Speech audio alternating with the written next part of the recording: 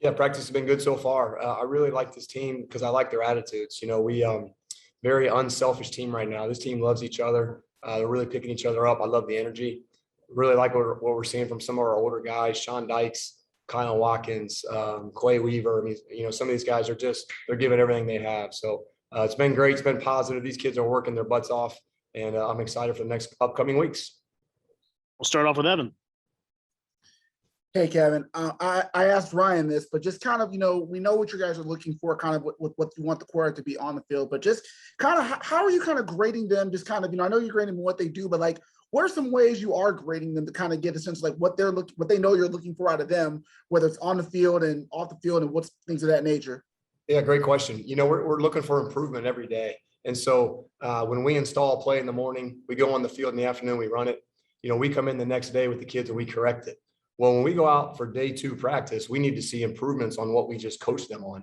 They need to show some understanding of our concepts and what we're trying to do. And as long as we see that growth, that's very encouraging. If we take steps backwards, then we got a problem. Off the field is the work ethic that you're looking for of kids that what they do when it's not a mandatory meeting. Who's up there studying on their own, who's watching every one-on-one rep.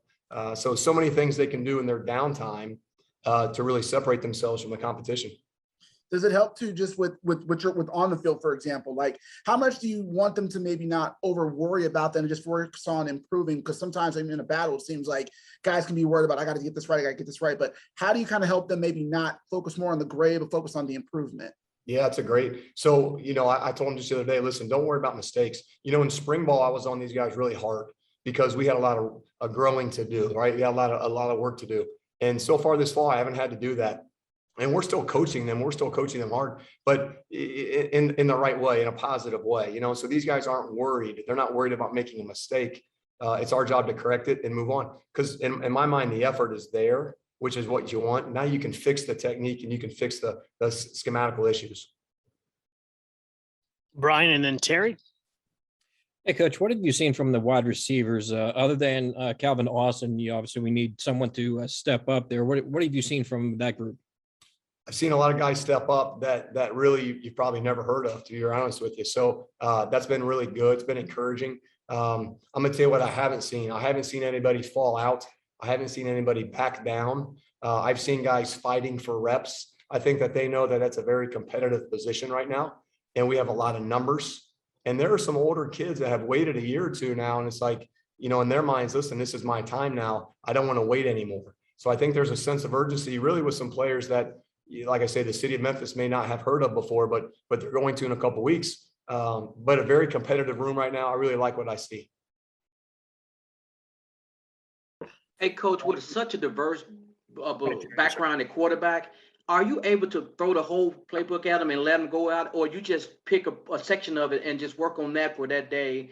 Or how do you handle that whole playbook with the diverse background in quarterbacks? Yeah, it's a great. So our install is our install regardless of who the starting quarterback is. So every year when we start over, we go right back to day 1. We start teaching our inside zone concept.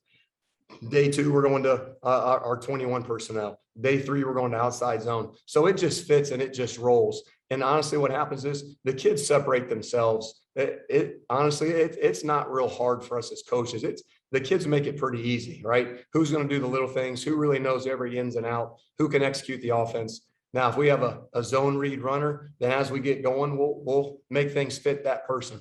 If we have a drop back guy, we'll make things fit his skill set. But right now, we're just running plays. We're just installing the offense, just like we did a year ago with Brady White.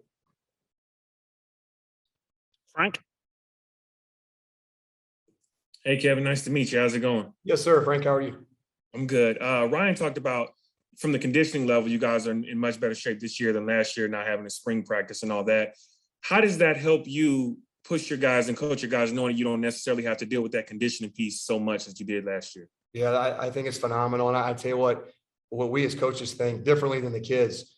We can't miss a day. We can't miss a rep. And when a kid misses practice, man, it sets him back 2 or 3 days. So for us, man, we can't have pulled muscles. We can't have guys falling out. We can't have guys getting hurt. Typically, guys get hurt when they're not in shape. And so for us, our kids have been able to push full speed ahead. We haven't lost a guy yet, and very encouraging with what I've seen. But again, it goes back to the investment these kids made in the summer and their commitment to each other. Thank you. Nice to meet you. Yes, sir. Thank you. All right. Thank you, Coach. Thanks, guys.